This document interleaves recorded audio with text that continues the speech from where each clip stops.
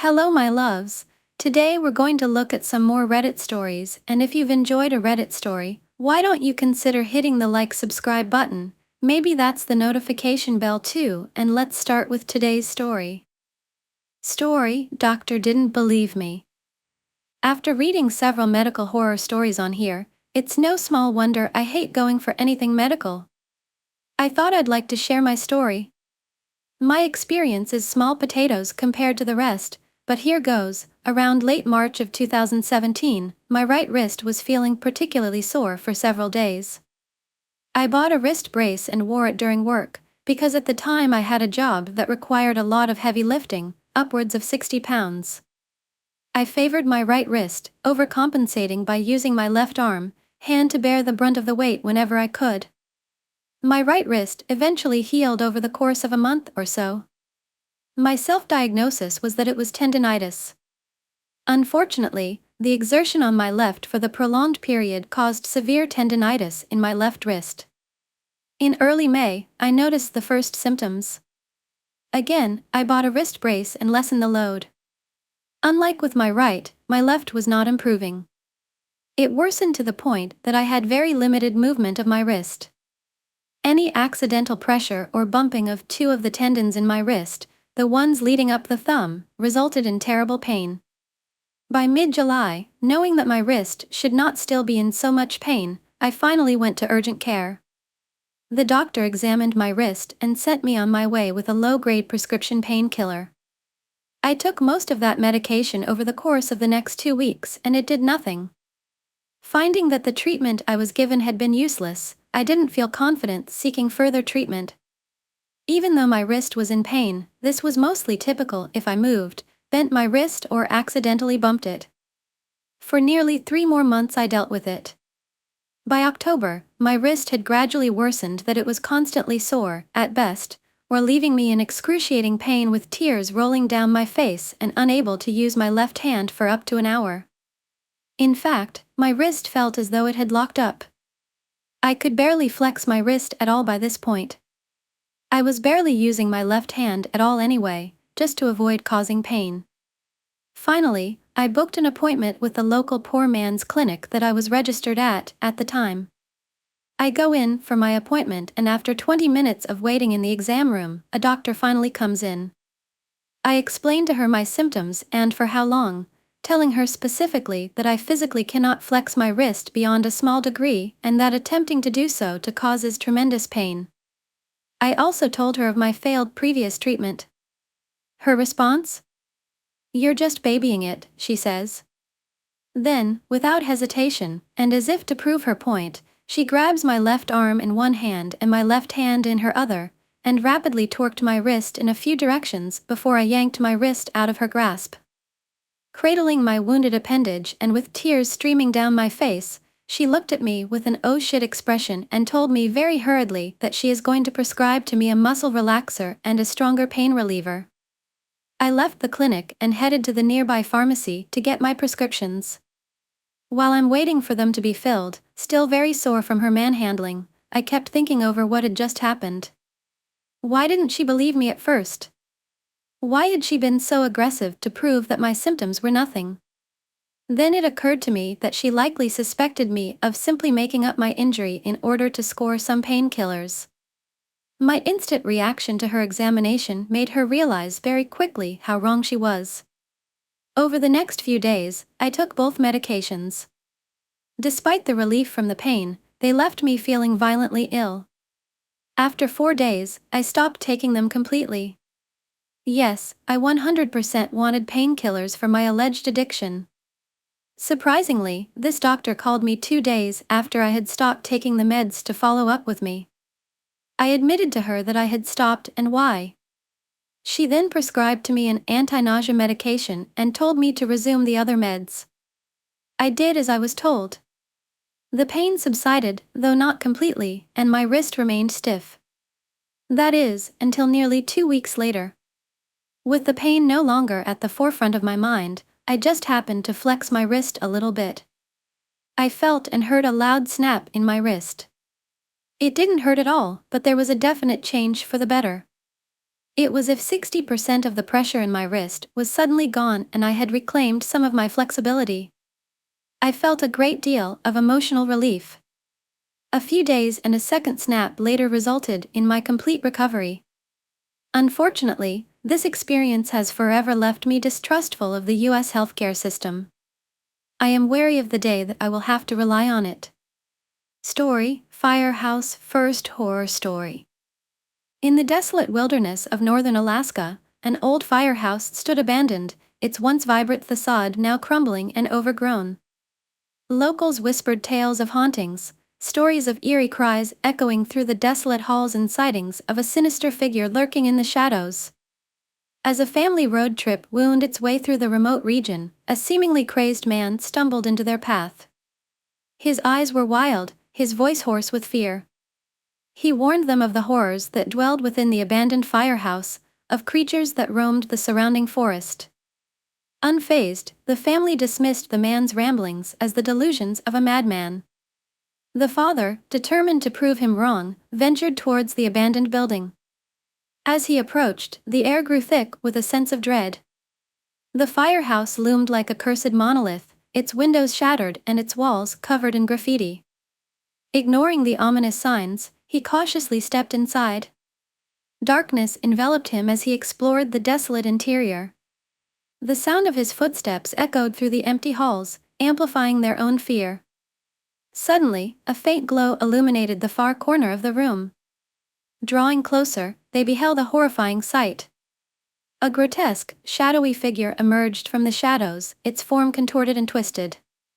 Its eyes burned with an otherworldly glow, and its long, sharp claws scraped against the floor. The father gasped in terror as the figure slowly turned towards them. Its mouth opened wide, revealing rows of jagged teeth. A guttural growl escaped its throat, sending shivers down their spines.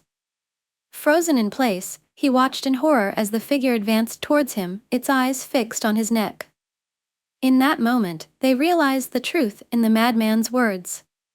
The abandoned firehouse was not haunted by mere ghosts, but by something far more sinister. As the figure drew closer, its form shimmered and transformed. It became a grotesque caricature of a woman, her body draped in a tattered wedding dress. Her eyes were filled with an ancient rage, and her mouth twisted into a cruel smile. The Pock Lady, as the locals called her, was the mistress of the forest's demons. With a flick of her wrist, she summoned a horde of creatures that lunged at the father. Amidst the chaos and terror, the family fled the cursed firehouse, their screams echoing through the desolate wilderness. As he stumbled back to their car, they could hear the laughter of the Pock Lady echoing behind them. The sound of her cruel mirth haunted their nightmares for years to come, a chilling reminder of the horrors that lurked in the shadows of the abandoned firehouse. Story: First Horror Story. Hope you like it. Set in the sun-setting town Salem, Ally, a curious toddler is hanging out with the friendly neighbors in the cozy, warmly lit kitchen. The aroma of freshly baked cookies fills the air, adding to the pleasant ambience. However, something feels slightly off, creating a subtle unease that lingers in the background. Alexis, Ally's mom, with her gentle smile, goes outside for a breath of fresh air and takes a leisurely stroll in the yard. As we all get distracted by the laughter and chatter, Alexis remains in the yard, and suddenly, an eerie feeling creeps over me, making me open a window and call her name. To my surprise, a distant, unfamiliar voice from the neighbor's house starts yelling Alexis's name, jolting us with its volume and urgency. It echoes through the tranquil evening, sending shivers down our spines. Alexis eventually returns inside, but her behavior becomes oddly robotic and distant, almost as if she's in a trance. As darkness falls, the town's atmosphere becomes mysterious and intriguing. The warm hues of the setting sun give way to the cooler, darker tones of dusk.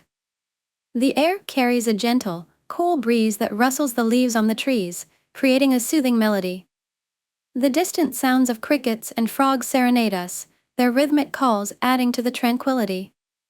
I notice a faint, mysterious glow surrounding Alexis in the yard, casting an otherworldly aura around her small form. Her movements appear ethereal and disconnected from reality, further adding to the unsettling scene. The situation becomes more mysterious and alarming as the darkness envelopes the town. Eerie sounds echo in the distance, and multiple voices call out Alexis's name, making us all fear something supernatural might be at play. The calls are a strange mixture of echoes and reverberations, creating an almost haunting effect that lingers in the air. Despite our fear, we decide to stick together and confront the unknown. Inside the house, strange occurrences intensify, with flickering lights casting dancing shadows on the walls, adding to the unease. The mysteriously turned-on TV displays distorted images and symbols, accompanied by an unsettling, static noise. We attempt a protective ritual to help Alexis, our voices rising and falling in a harmonic rhythm, but the tension in the house rises with every chant. The sound of our collective breaths becomes synchronized, matching the beating of our hearts, both resolute and apprehensive. As the ritual reaches its peak, the room trembles, and the candle's gentle flickering intensifies, casting a mesmerizing glow that illuminates the room with a soft, warm light. The scent of the candle's wax mingles with the lingering aroma of cookies, creating a unique and surreal olfactory experience. We face a palpable sense of danger, but as suddenly as it began, everything stops. The room falls into silence, broken only by our heavy breathing. The glow around Alexis disappears like a fading dream, leaving us in awe and wonder. With relief, we see her come back to her senses, unaware of what just transpired. Her eyes, previously distant and glazed, now sparkle with innocence and curiosity, as if nothing unusual happened. From that unsettling night onwards, our bond as neighbors grows stronger, as we remain vigilant in protecting each other from the mysterious forces that may lurk in the shadows of Salem. The town's secrets continue to puzzle us, and we now keep a watchful eye on the setting sun, knowing that darkness can awaken strange occurrences. Story: Ghost in the Bedroom. It was a small, unsuspecting bedroom, decorated with soft purple walls, white trim, and a built-in with drawers on either side. The full-sized bed sat high in the center of the room, perpendicular to a small crowded closet and a single window, with just enough space to walk around. The room was nestled on the corner of a second-story brick house, the window overlooking a gentle rolling hill carved into two by a two-lane road. Behind the house, within 50 feet of the sloped, uneven backyard, lie a dense forest that stretched on for miles. Inside this small room, I found refuge. I was a typical teenager, rebellious, moody, and given frequent conflict with my family. I preferred to be alone. Each night, I would retreat into my room, shut the lights, and dial into my laptop. The laptop was merely a vessel for a hobby that I was indulging in. Inspired by a film class, I began watching all kinds of movies, both old and new, from the comfort and solitude of my bed. In that dark room, the world seemed to melt away as the screen danced with images of other worlds. Their stories distracted me from the chaos and emotion that simmered inside of me. Weeks passed and a routine began to take hold. Many times, after leaving the room for a bathroom break or a quest for the perfect snack, I'd discover my cat, Emmy, must have snuck in behind me. She was a short-haired black cat, impossible to see in the dark behind the screen, but I could feel her jump onto the bed and settle into the corner. One particular night, I retired early and it was not long into my second film before I felt the familiar weight at the edge of the bed. Smiling, I shifted myself to give her room and nestled back into the sheets, but was abruptly startled by my door whipping open. My mom stared into the room, looking visibly confused. "Did you just walk into your room?" she asked me. "No." I responded hesitantly, "I've been in here for a couple hours." She took several paces into the room, looking around the edges of the bed, and pressed again, "Do you have a friend over?" "No, it's just me and Emmy in here." "Why? What's wrong?" She turned on the light, and I sat up and looked down at my bed to see a large indent, still creased from the weight of her, was empty. I looked to both sides of the room, but she isn't there. Puzzled, I look back at my mom to see a fearful look in her eyes. "I watched a girl walk into your room. I saw her in the hallway." "Are you sure it wasn't you? No one is in here?" "I'm sure," I answer her. Fear began bubbling up deep inside of me, but I swallow hard to try to force it back down. Okay. Never mind, then, my mom says dejectedly and closes the door as swiftly as she opened it. Stunned, I sat quietly in the darkness, illuminated solely by the dim light of my computer. The energy of the room seemed to have shifted. It no longer felt comfortable and safe.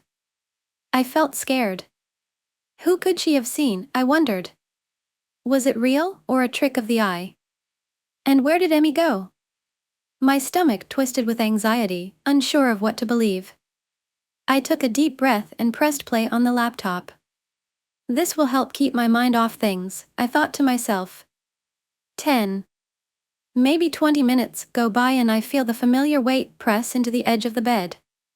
Pausing the movie, I sit up and whisper, "There you are," as I begin reaching for her. My hands pat around the blanket, but I don't feel her. I climb out of the bed to turn on the light when I suddenly realize that my door is closed. She couldn't have gotten in.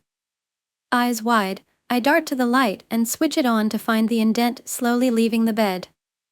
Emmy isn't in the room. Chills seemed to dance across my skin, giving rise to a sea of goosebumps as the realization seeped in.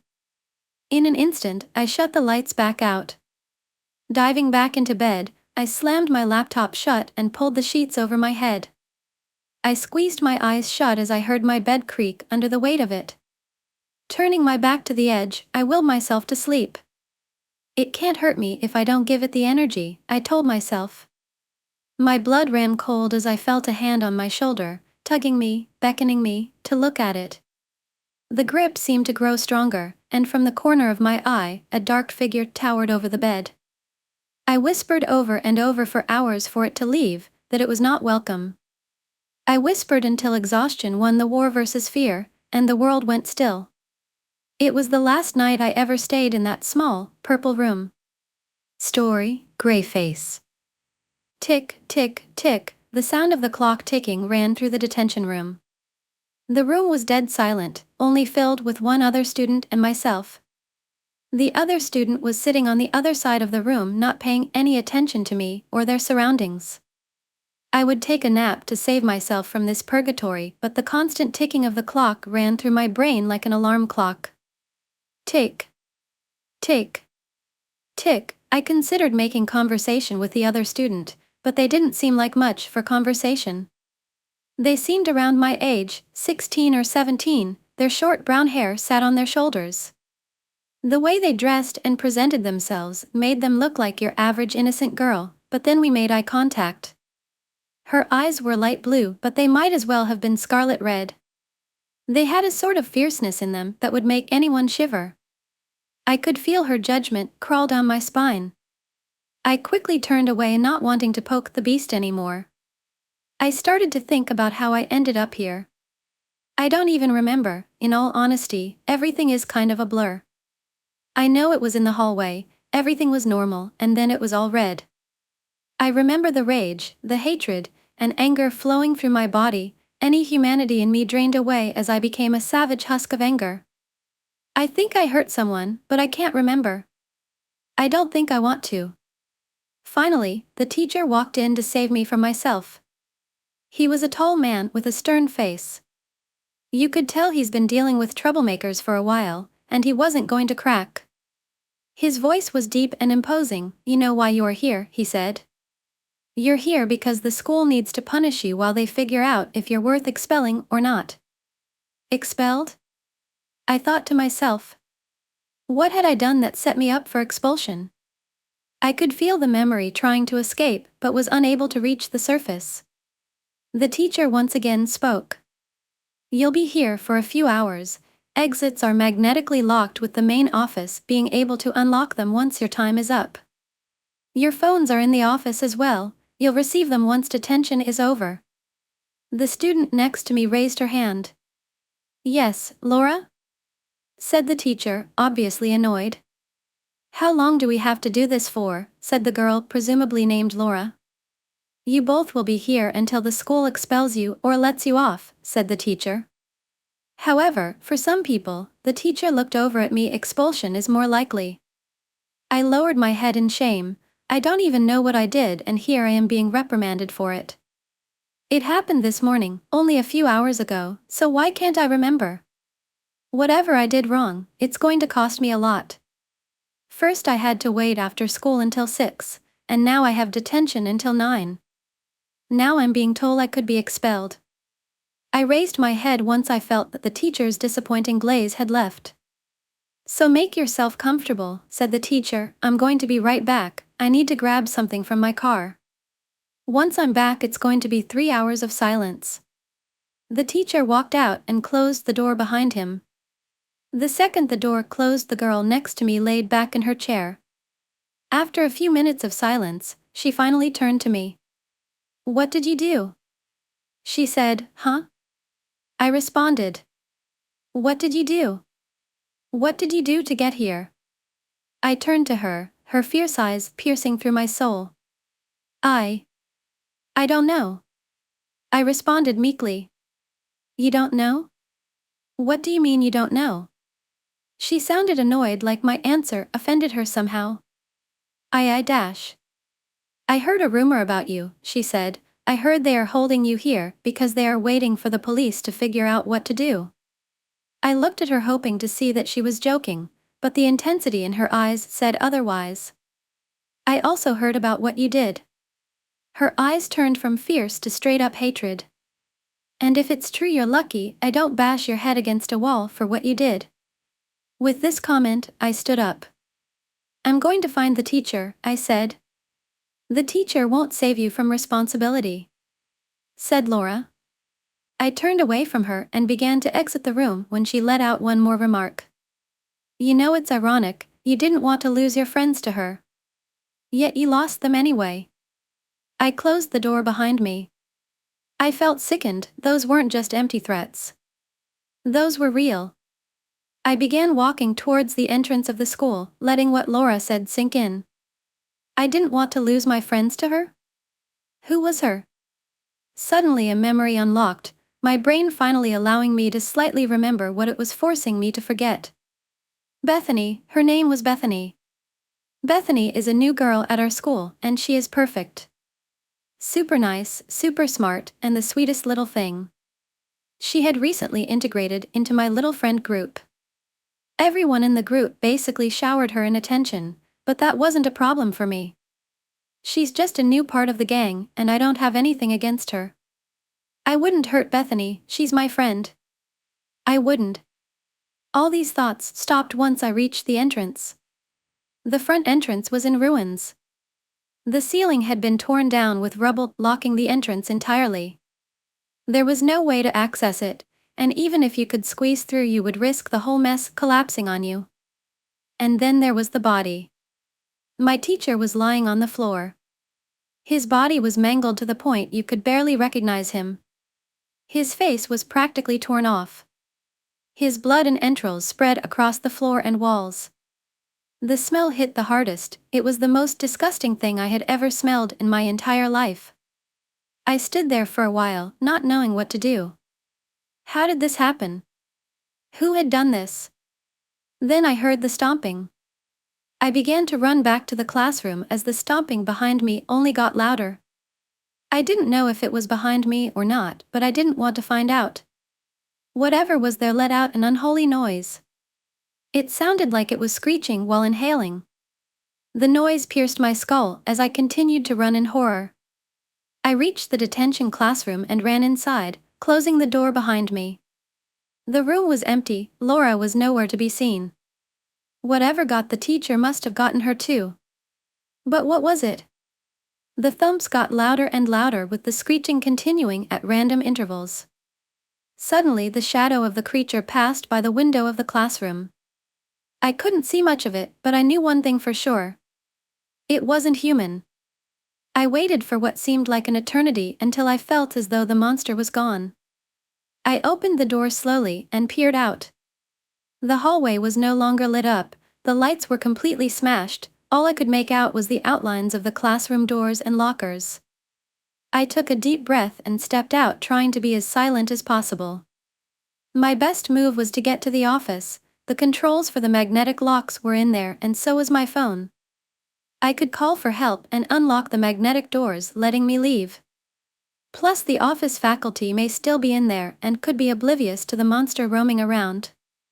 The least I could do is try to warn them. I started to make my way through the hallway, trying not to make a sound. I was on the first floor and I knew the office was on the second. I just had to make it up the stairs without running into that thing again. I made my way through the halls quietly and paranoid. I had never felt so much fear in my entire life. Each second felt hours long, and I knew I could easily be found at any moment. I felt alone. Everyone I trusted wasn't with me anymore. All my friends were busy with their own lives, so I was left to face the darkness alone. I felt like I had no one by my side. No one to trust. No one to lean on. I was all on my own. But yet they all paid attention to Bethany. They all talked to Bethany, they all hung out with Bethany. Why were my friends there for her? Why weren't they there for me? I suddenly snapped out of my trance. What were those feelings? Why am I thinking about Bethany and my friends right now? They have nothing to do with this. I felt alone at the moment as I was locked in a school with a monster, but that was something different. That was a memory. That's how I felt. What had I done? Before I could remember anything else, I saw it. It was staring in front of me at the other end of the hall. It was at least 3 times my height. It had a large skull-like face. Its arms were long and its hands were huge, each with incredibly long and skinny fingers. Its legs were large as well, with backward knees and large deformed feet. His entire body was malnourished with his skin tight around his bones. You could see its rib cage and you could see it breathing. Its eyes and mouths were hollow, with only a faint red light in its eyes. We stared at each other for what seemed like hours. Both equally fascinated in the other. It then started to raise its hand. It slowly extended its arm and finger, pointing at me with no expression on its face. Then it let out a screech. And then it started to move. I ran in the opposite direction of the hallway, trying to reach the other staircase behind me. I could hear the creature screeching and stomping forward. I turned around at one point to see it. Its hands were in front of it like a T-Rex, and it was stomping forward at incredible speed. Adrenaline rushed through my body as I pushed myself to reach the staircase. I ran up the stairs as the creature continued to howl behind me. I reached the second floor with the office in reach.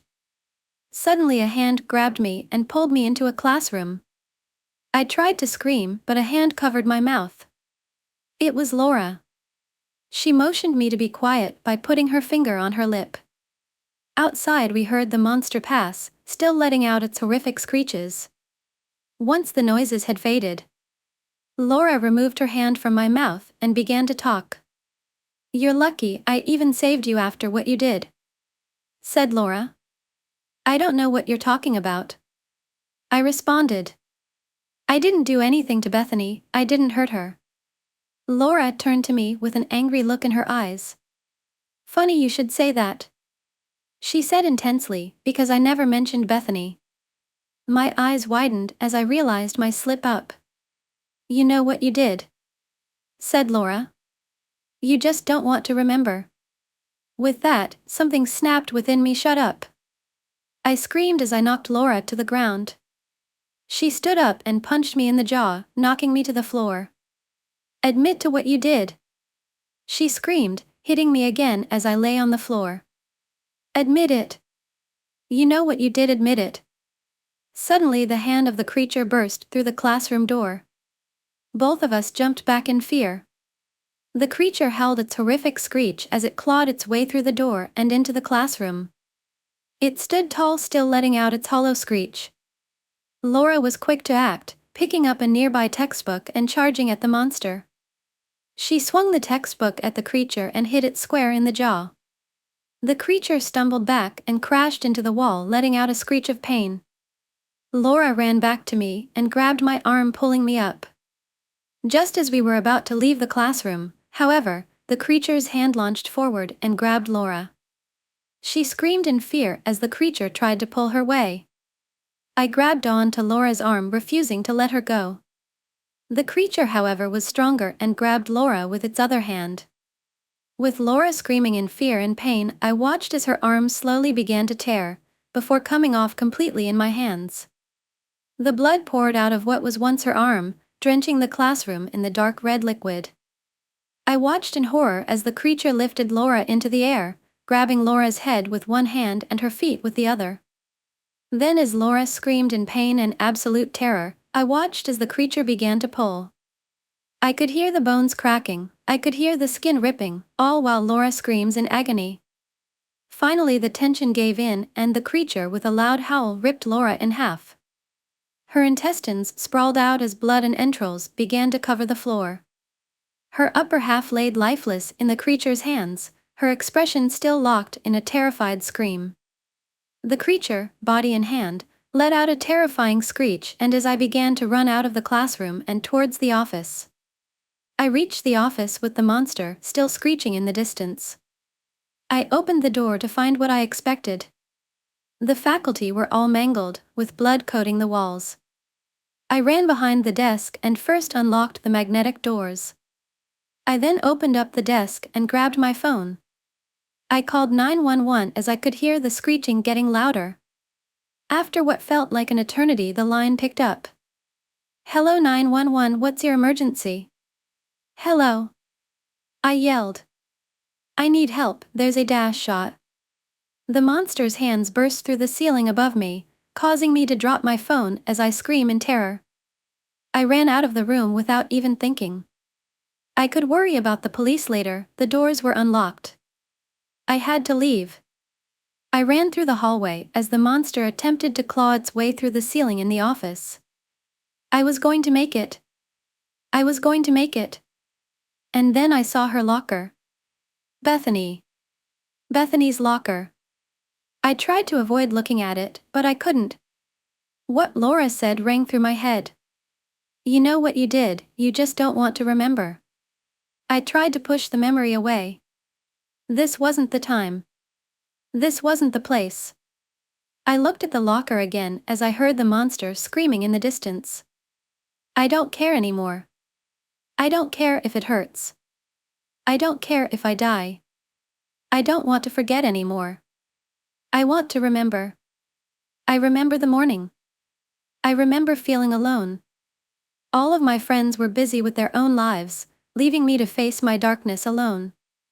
I was sad, I was alone, I was scared. And then I saw her. Bethany. Talking with my friends as always. I remember the jealousy. Why did they only care about her? Why were they always there for her? Why were they never there for me? I remember the rage, I remember the darkness and fear inside me taking over. I remember the happiness on her face when she saw me. I remember when that happiness turned into fear. I remember the blood as I smashed her head against the locker repeatedly. I remember the fear on my friend's face. I remember them trying to hold me back as I stomped her head in with my feet. I remember her barely breathing. I remember the ambulance taking her away. I remember being placed in the detention room until the police and faculty could figure out what to do. I remember the fear of losing my friends to her. I remember the jealousy of not being happy like her. I remember my hatred for her. I hated her. I hurt her. I almost killed her. With that memory, I stopped where I stood. I fell to my knees in tears. What had I done? I had let my jealousy, my fear of loneliness take over, and where had that gotten me? I was all alone now. No friends. No future. No hope. I could hear the monster behind me now, but I don't care. I don't deserve to live for what I've done. I deserve to die. The monster grabbed my shoulders and turned me around as it lifted me up. I stared at his hollow red eyes as tears flowed down my face. "I'm sorry, Bethany. I'm sorry, everyone. I deserve this." The monster's eyes began to glow a brilliant orange. His mouth soon followed, filling with that bright brilliant light as he let out his howl. I stared at the lights, mesmerized by their brilliance. Then it went black. I woke up in a room with my hands tied to a hook on the ceiling. It seemed to be a boiler room. If it was the boiler room of the school or some other building, I did not know. The room was small, only containing a boiler and a drain on the floor. The drain was stuffed with what looked like flesh and feces. The walls around me are old and disgusting. The wallpaper peels in multiple areas. The room smelled horrible, the smell coming from the feces and rotting flesh in the drain. I looked around and saw other hooks with rotting bodies with their hands tied just like me. Suddenly in a corner, I saw it. The creature. It noticed me and slowly made its way over. I tried to move as it approached, but it was no use. The creature walked over to me and stood in front of me. I could feel its breath hitting my face. I wasn't scared to die, I wanted to die. Why hadn't it killed me? Finally, I found the courage to speak. "What do you want?" The creature stared at me before extending its hand and caressing my face with its long fingers. Then it spoke, and its answer was more terrifying than anything I could have imagined. Friends. Story, horror of the mundane. It was a bank, the same bank, the unchanging bank that I always walk to do my job as a teller. I've trudged to this bank every day now for about 5 years, copying my footsteps which are ingrained into the muddy pathway. I took one step out of line, making a new footprint, a little painting of rebellion. I hated this morning, just like most of the rest. Rows of annoyed people trying to be done talking to me as fast as possible so they can get out of this building that none of us wanted to be in. I can never remember the person, but I recall clearly the same few expressions they bear. Barely suppressed annoyance, subtle hints of desperation, sunken eyes made containers for financial despair. All of these emotions resonated with me, as I experienced them myself, but it never brought me any closer to the clientele. Rather, our shared negativity made the bulletproof glass at the counter seem ever thicker.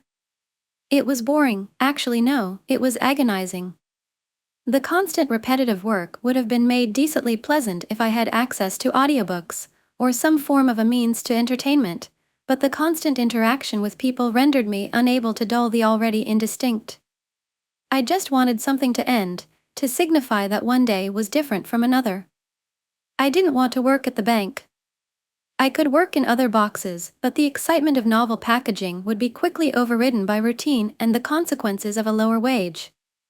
"Hey, Mr. Teller, can you see me?" A client squawked at me. I recoiled, snapping out of my daydreaming. "Sorry, didn't get much sleep last night, how can I help you?" I responded in my rehearsed customer service voice. The client looked displeased with his wrinkles on his forehead, scrunched up in what resembled a contour map of a valley range. But there was something different about his demeanor. His eyes kept on darting around, not being able to focus on anything.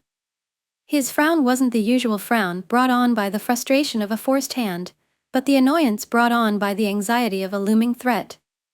Like how you feel when a group member suggests something stupid the day before the exam project was due. The man clutched a piece of paper which he passed through the 10mm portal in the glass panel while saying, "Read this." The paper was crinkled with writing on it which wasn't handwritten but glued on by taking pieces from newspapers. It said, "I have bomb, so give me 10,000. I was stunned. This idiot in front of me thought he could threaten me with an obviously fake bomb threat and a shabby letter? I nearly laughed. I had been trained once on what to do in these situations: press the emergency button and distract the criminal until police arrive, which would take a surprisingly short amount of time since they were stationed just up the street. So I pressed the button, but since I was so surprised and humored by this unusual situation, I made it quite obvious that I was pressing a button. I thought it didn't matter, but the criminal decided to prove me otherwise and convince me of the sincerity of his threat. So he threw a pouch from the bag he was holding into a queue the aisle over. The throw was followed by an exhilarating bang, and a small splatter of fresh red blood on the glass in front of me. Through the ringing of my ears, and the shock on my eyes, I saw and heard people start running from the corpse-laden epicenter of new experience in my life. The fear I felt was to die for. People on TV describe events such as these with words like traumatic and horrible, and I'm sure it was for them, but this moment, for me, was my most reaffirming. Naturally, I quit working the bank the week after the event. I got a compensation package, but more importantly, I got on the news with an interview. I felt really guilty for not taking the threat seriously, but I was told that the guy was suicidal and would have detonated the bomb no matter what I did. In the end, days like that day ground my existence. After all, there is nothing like a tombstone to mark the remains of a stagnant story. Horror stories. Once upon a time, in a small town shrouded by misty woods, lived two young friends named Gabby and Jake. They were known for their daring adventures and insatiable curiosity. One fateful evening, they stumbled upon an ancient diary hidden in the attic of an abandoned house. Intrigued by the mysterious journal, Gabby and Jake began to read its haunting contents. The diary told a chilling tale of a malevolent spirit that had terrorized the town years ago. The spirit was said to possess its victims, driving them to commit unspeakable acts of violence before claiming their lives. Unnerved but fascinated, Gabby and Jake decided to investigate further. They embarked on a journey to uncover the truth behind the chilling legend. Armed with a flashlight and their unwavering determination, they delved deep into the heart of the woods, where the spirit was rumored to dwell. As they ventured deeper into the darkness, strange things began to happen. Shadows danced eerily between the gnarled trees, and whispers echoed through the still night air. Unseen hands brushed against their skin, and an icy coldness set shivers down their spines. The forest seemed to come alive, breathing with a malevolent energy. Gabby and Jake pressed on, their hearts pounding in their chests. They stumbled upon an old cemetery, overgrown and forgotten. Tombstones stood in solemn silence, bearing the names of those who had fallen victim to the vengeful spirit. The air was thick with an otherworldly presence, and the young friends realized they had awakened something dark and vengeful. Suddenly, a bone-chilling shriek pierced the silence, causing Gabby and Jake to freeze in terror. They turned to see a figure emerging from the shadows, a gaunt, twisted apparition with eyes that burned like hellfire. It was the vengeful spirit, hungry for their souls. With every step, the spirit grew stronger, its presence suffocating. Gabby and Jake tried to flee, but their legs felt heavy, as if shackled by invisible chains.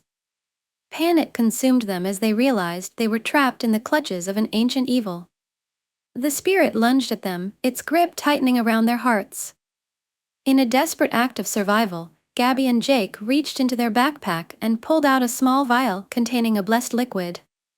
They had researched ancient rituals and discovered that the spirit could be banished with this sacred elixir. With trembling hands, they splashed the liquid onto the specter, releasing a blinding light that engulfed the forest. The spirit let out an agonizing scream, dissolving into nothingness. The darkness lifted, and tranquility settled over the once turbulent woods. Exhausted but victorious, Gabby and Jake made their way back home, forever changed by their harrowing encounter. They vowed to keep the ancient diary and its secrets hidden, protecting others from the malevolent spirit's grasp. From that day forward, the tale of Gabby and Jake served as a whispered cautionary tale, a chilling reminder of the dangers that lurk within the shadows, waiting for the curious and the brave to awaken them. Story: I am only a mannequin. Today I am standing in my usual place between the men's coats and the children's t-shirts. They opened the shop 1 hour and 27 minutes ago, but unfortunately time does not equal customers, which can lead to a somewhat boring day for me. The customers are allowed to enter and depart the facility whenever they please, but if I had it my way I would lock every single one of them in with me. Not specifically to harm, but more so to observe. Customers always stroll by me far too quickly for me to observe. This is troubling, but what am I to do? Nothing. For I am only a mannequin. New questions, lost answers. This is all that I am ever handed. I simply cannot comprehend what it is that these customers do.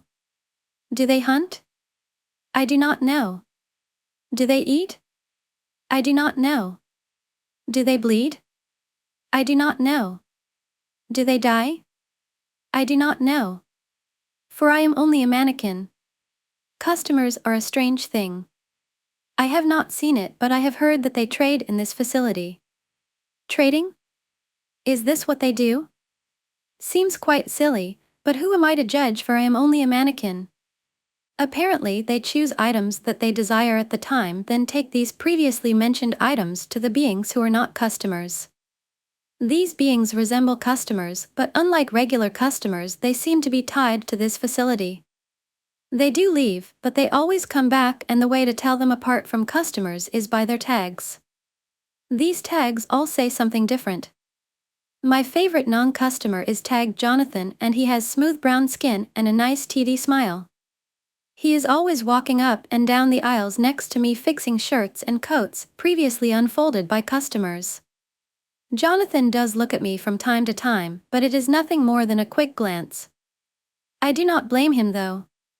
I cannot move nor respond, which would lead to very boring conversations. But what am I to do? For I am only a mannequin.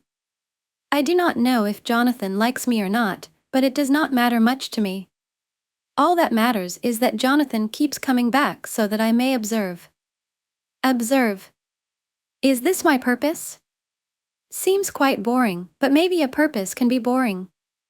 Jonathan and the other tagged customers' purpose appears to be rather tedious and dull. Fixing customers' messes and tending to their every need. Pathetic. But I cannot help but feel pity towards them. Some of them, that is. I do not pity the one tagged Zach. Zach has taken me apart and placed me into darkness many times. I do not like it when Zach takes me apart. It doesn't hurt. I just don't like it. I do not like seeing that I am held together by screws. But every time I'm dismantled, I can't help but wonder if Zach is also held together by screws. It would bring me great pleasure to dismantle Zach. I wouldn't even bother putting him back together. But I don't think that customers and tagged customers can be put back together. One time not too long ago, I happened to see a customer missing an arm. I would have offered mine, but, of course, I cannot. For I am just a mannequin. I see various types of customers.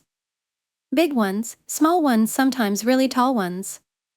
But, according to my observations, this does not matter to the customers as much as one specific thing. What is this thing? It appears to be color. So far the colors I have seen of customer have been various shades of brown and cream. It does not happen often, but on occasion a couple of customers of different color who seem to be unfamiliar with each other will critique each other's character based on said color.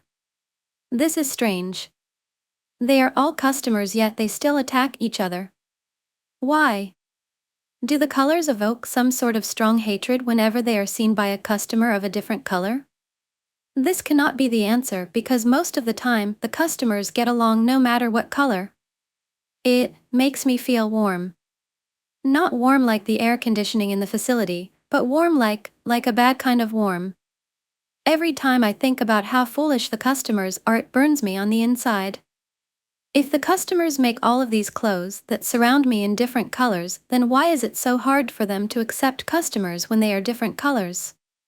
It burns me inside, but I like this feeling of warmth. It's somehow comforting to know that these beings can make all of this stuff that surrounds me yet still not be able to come together as one.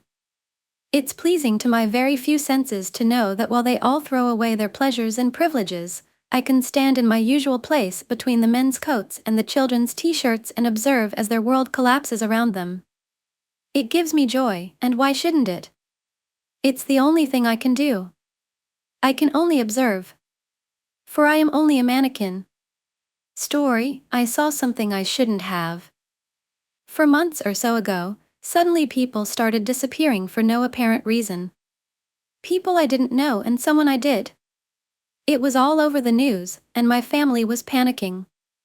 I found his computer and discovered he had a hidden link in his note app. I clicked the link, and it flashed a lot of green, and the screen filled with these weird, almost indescribable symbols that never stayed the same and just went black. It freaked the hell out of me. I showed my parents, but when I opened it, it just took me to a Google page. Later that night, I went to my room and watched TV, but I noticed my computer screen turned on even though it was in sleep mode. I freaked the hell out because I watched my mouse move across the screen, open my notepad, and it seemed as though someone copied and pasted a link in my notepad. Someone hacked my computer, and I was about to just toss it out the freaking window, but alas, curiosity killed the cat. This is where things get really, really unbelievable. I clicked the link, and the symbols showed up again, but this time they formed what looked like an image of my brother who had disappeared. It was strange because it was an image made with symbols, so it looked like a painting of a madman. But it started moving. My brother started moving. The images shifted in ways that made it clear it was live. It was almost like a filter over the screen or something. My brother said, "Why didn't I pass?" I should have passed, which shocked me because I didn't expect him to speak. I freaked out and went to grab my parents, but just before stepping out of my door, everything went black like I had sudden tunnel vision. I felt myself falling even though I couldn't see, and when I hit the ground, I wasn't in my house anymore. I was in some white room, like everything was made with bioluminescent marble or something of the like. I started to panic and spun around, but when I turned back around, there was a man, if you could even call him that. He just appeared there like someone edited reality or some shit. He was tall and lanky without literally any features, no eyes, nose, mouth, anything. He had regular clothes on, a flannel and jeans and such, but the closest comparison I can make is Slender Man. But he told me to follow him if I could. Naturally, I said fuck no and demanded an explanation, but he turned and walked anyway, saying I'd regret it if I didn't move of my own accord eventually. I didn't even understand how this thing spoke, given it had no mouth. It walked away, and my feet began to slide across the floor like I was going downhill on ice, you know. Again, like reality had been freaking edited, a door just kind of appeared. No ripples or noise or mystical shit, it literally just was there like it always had been or something. The door opened as we got close to it, and beyond that door was, the best way to explain it was everything. It's impossible to put into words, but beyond that door was up, down, forward, back, left, right, and directions that just don't exist. It sounds nuts, but it was like crossing through every conceivable and inconceivable reality but staying in this one at the same time. I saw colors that I can't explain. Literally, I've tried to, but I just can't. They were colors I've never seen. No purple mixed with red or red and green or anything ever known, they just were. It literally, and I mean literally, made me feel like my eyes were melting. I couldn't tell if my eyes were watering or if my eyes themselves were turning into liquid. Maybe either. As we stepped further, my ears began to hear things. Whispers, screams, arguments, casual talk between people, all at once like I was Superman trying to suffer through it all. I knew I had to keep walking because I couldn't stand there anymore without dying. It was like I was feeling myself growing old and young and knowing all of it at once, which kinda makes no sense, but it's impossible to explain. My brain began to pop like the information was too much. I saw stars in my vision, and I couldn't breathe, but I was still breathing from everywhere except my lungs. I took another step, and suddenly I was in the white room again, but my brother sat there on a chair. I panicked and ran to him as my brain felt released from pressure. The man spoke again as I untied my brother, and he said word for word, "Congratulations, negatives. You are thick in blood," and suddenly I was in my room again like reality was edited or I had always been there the entire time. I ran to my brother's room, and he was there on his floor but panicked as my eyes and nose were bleeding. I passed out, and I woke up in the middle of nowhere with my brother unconscious next to me. I had a brain hemorrhage and lost vision in my left eye and hearing in my right ear after I visited the ER. My parents still don't know I'm alive or my brother, and we are 5 states away with no money or anything. We want to go back but don't want to go back to that state. The doctors tried to get info on us, but we refused and ran. Not sure what to do right now because my whole concept of reality is flipped. My brother went through the same thing, but he's much smarter than me, and I guess that's why he came out better than I did. Just freaking out. Story in the abyss. Head throbbing, pain shooting everywhere in my body, is this a dream or am I dead? Taking a big breath in was painful. I could barely fill my lungs before the pain was shooting everywhere, feeling like million tiny daggers stabbing me right inside my muscles and bones. Focusing on moving my fingers and toes, making sure if anything was broken. Opening my eyes, at first everything was dark, there wasn't anything to see. When my eyes adjusted to the darkness, I could vaguely make out shapes or something in the dark. Taking a second to listen, to take in where I am now, it was so quiet, it felt like I could hear my thoughts. Nothing shows any sign of life. Gathering my strength to pull my right arm from its position to start pushing myself off the ground, having every muscle of my body screaming at me to stop moving, but I didn't want to just lay here to die. When I tried to use my left arm, but when I realized it was under something I couldn't make out. When I tried to pull it out, it took some strength, but I managed to get it free. Getting to my knees, looked around me, there were so many shapes in the darkness. I was in a pile of something, but I don't know what. Then something hit my nose, a horrible gross smell, as if a bag of food has been sitting out in the sun on a hot summer day. It smelled musky and horrible. I didn't even want to breathe, it was making me gag a little.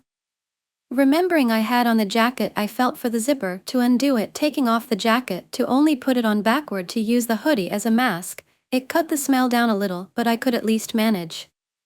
But now I didn't know what to do. I was stuck somewhere with this horrible smell and can't see hardly anything. I tried to recall how I got here, remembering where I was before this, remembering I was at a bus stop, I was going somewhere, and I got a phone call. The tone was so clear in my head in this silence, as it was this ugly lame default ringtone my phone had. For some reason now I can recall and hear that tone clearly. Listening closer, I was hearing that damn ringer. It wasn't in my head, there was a phone somewhere in this darkness, meaning a source of light, and hoped to contact someone. Getting to my feet, I listened closely as the sound seemed to be echoing around the space I am in. Turning around, I could see a dim light coming from somewhere seeming far away. Without another hesitation, I forced my body to move, stepping on the shapes I was seeing and tripping constantly as I didn't know where to step, hoping whatever is causing this ringtone to go off, it didn't stop, it would stay on until I can get to it. Luck was not in my favor as the light and ringtone went off. Standing in this darkness again, I closed my eyes and prayed the ringtone would start again, my heart growing heavy as that phone could have been my one chance out of here. Feeling the hot tears swell in my eyes as I want to cry, begging for that ringtone again. Now in this silence, I took a moment to think about the shapes I was walking on, taking my left foot and moving it around until it hit something to my left, putting my foot on it. It was kind of smushy in some places, but hard in others. I didn't know what I was stepping on. As I was about to bend down to inspect whatever was under my foot, the ringtone broke the silence again. My prayers were answered without giving it a second thought. I went in the same direction, hoping it was the same phone form before. Soon the light came on, it had to be the screen, it was closer.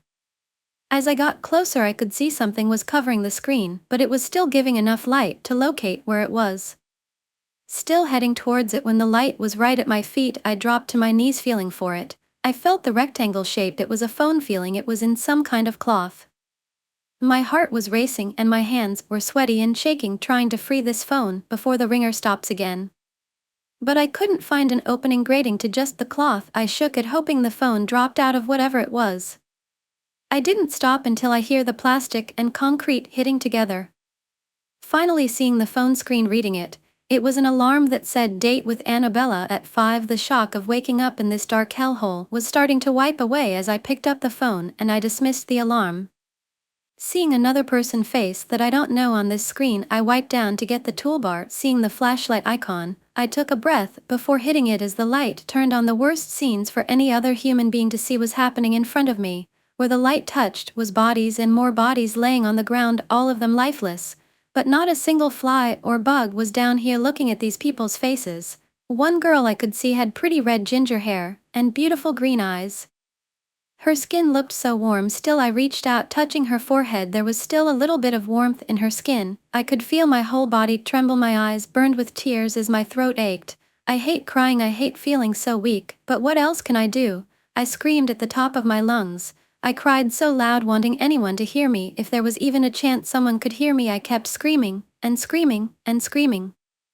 Story: me, a man, once birthed thousands of babies, and then murdered them all.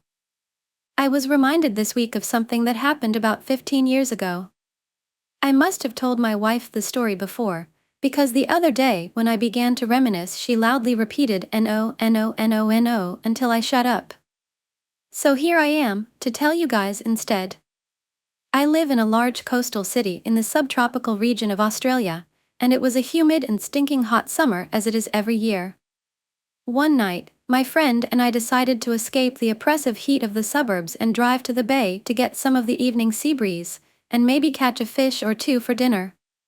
I cast my fishing line off a rock wall by a creek mouth, and my friend clambered around on the rocks with her knife eating oysters. There wasn't much of a breeze after all, but there was some moonlight and everything was peaceful on the slack tide. The bay here isn't one of those beautiful sandy beaches Australia is well known for. Sheltered by islands and with a large river feeding the bay with sediment, it's a region of mudflats, mangroves, and coastal wetlands.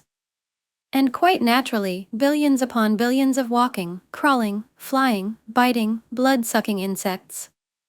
I'd applied insect repellent that night, but a cloud of mosquitoes and midges hung around anyway. They will prod and probe, looking for any chink in your armor. Any exposed flesh missed by the repellent is fair game to these tiny mongrels. I was getting bitten a little bit but nothing unbearable, and then I felt a sharp pain between my shoulder blades. That's no mosquito. I swatted at my back, but the bite was right in that place that's hardest to reach, between the shoulders. The bastard had bitten me through my shirt, so I tugged at it and I felt a tiny weight lifted from my back. It must have been there for a while without me noticing, drinking my precious blood. I spun around, and in the moonlight caught a glimpse of some winged monstrosity lazily flying away. The pain from the bite was already fading, so I was relieved that I hadn't been stung by something venomous. There are some big blood-sucking flies around sometimes, so figured it was one of those. I didn't give it any more thought and went back to fishing. After some time, my friend dropped me home empty-handed. I both love and hate fishing. A few days later, another hot and humid day, I woke up badly hungover at around 10 a.m., and it was already over 30 degrees Celsius. Having slept in just my undies with no covers, I was sweaty and sticky. Head pounding, blurry vision. Was it possible to feel worse than this? Yes, it was. I was covered in spider webs. My half-dead brain instantly fired up all the neurons it could muster. There might be a spider on me, on my back. Fuck. I could feel webs on my back and shoulders. I'd heard the myths about people eating spiders in their sleep. Was this the evidence? Had I snatched up the spider in my sleep and gobbled it down? Or was it still on me? I was too afraid to reach back there and check. The thought of touching a large Australian spider with my bare hands was too much for me. But I could feel the webs, man. A lot of webs. I got up and went to the living room to seek help from my housemate. Dude, I can feel spider webs on me. I think I might have a spider on my back. I turned around for him to check. He took a quick glance. No, there's no spider. Then he did a double take. He took a step closer and examined me. After a pause, he bluntly stated what he saw. Bullshit, I laughed. I was relieved that there wasn't a spider, and what he had said was well in line with the pranks and wind-ups common in our household. Go look in the mirror then, he said, wide-eyed. Okay then. I went into the bathroom to check, as the spiderweb feeling was intensifying since I had gotten out of bed and stated moving around. I was half convinced by now that my hungover brain was playing tricks on me, and my housemate was definitely full of shit. With some difficulty, I was able to turn my head around enough to see my back in the bathroom mirror. I had a red volcano between my shoulder blades, like a large pimple or maybe an ingrown hair that had popped and left a crater. Weird place to get one, I thought. The skin all over the top half of my back and shoulders had a gray tinge, most intensely near the volcano and radiating out to thinner gray near my arms. The area extended down to about halfway down my back. To my hungover eyes, the gray skin seemed to be subtly, gently rippling and moving. But I could feel the rippling. It felt like spider webs on my skin. Jesus, how much had I had to drink? I took a step backward towards the mirror, so I could get clearer view of the gray skin on my shoulder. Looking as closely as I could, that's when I saw them. My housemate hadn't been winding me up after all.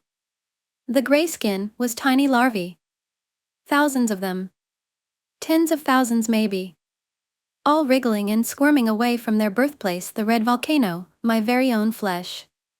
Their tiny crawling bodies felt so similar to having spider webs on your skin. I had forgotten about the insect bite from a few nights before, but now it all made sense. The insect hadn't bitten me, it had violated me in another way altogether, pierced my skin and used me to host its brood. It must have been there for quite some time laying. Horror. In that moment, a sizable portion of my brain went to some faraway happy place, and what was left was sufficient enough to remove my undies and amble over to the shower. Having cold showers during summer here is normal, and probably the reason the eggs in my flesh had survived so long, but despite the intense heat of the day I cranked the shower to full hot. I just stood silently with my back to scalding stream for as long as I could stand it, making sure every single last one of those tiny gray freaks had been blasted to hell. And that's the story. I was fishing the other day and a March fly bit me through my shirt and reminded me of the time I birthed and then murdered thousands of baby monsters. My wife didn't want to hear about it again, so thanks for reading. Story, My Dead Friend is Haunting Me. In 2020, I, 18-year-old, became best friends with a girl who I had gone to school with for years. We were both starting our sophomore year in high school at the time, and we became really close because we had a lot of online classes together that year. We shared music with each other, traded funny stories, and talked about our dreams for the future. Out of all the people I had ever met, she was the most excited to grow up. She couldn't wait to get into her dream college, to start dating, to lose her virginity, to become a doctor and help people. It was all she could ever talk about, resenting the 16-year-old body and responsibilities that kept her from being at that point in her life. In early 2022, I had a falling out with her over a petty argument. We were both mad at each other and pretty much stopped talking. Later that year, right before our senior year would have started, she drowned. I wasn't invited to the funeral, and no one even knew she and I had been such close friends since we only ever spent time together online during the pandemic, texting and calling each other for hours at a time. She only had a few friends, and I didn't know any of them very well. Her parents were in an ugly legal battle over the nature of her death, and our high school pretended like she never existed. Back in August of 2023, almost exactly a year after her death, I was taking a shower in my family home's bathroom. For context, the bathroom has a light switch. It doesn't turn on or off automatically. When I was in the shower, I started thinking about her. The more I thought about her, the sadder I got, and all of a sudden, the lights in the bathroom turned off. I froze, looking around. No one had entered the bathroom and turned off the lights, and it wasn't a power outage because I could see the light from our hallway through the bottom crack of the door as well as the light from my brother's electric toothbrush charger still on inside the bathroom. After about a minute, the lights turned back on. A couple days later, I was thinking about her again driving home from work in the early afternoon. When I got home, the door to my room was closed, which was weird because I only ever close it when I'm inside, and I always leave it open when I leave. Between the time I had left and gone to work, no one else had been home, too, so it couldn't have been one of them. Even weirder, when I opened the door, all the lights in my room were on.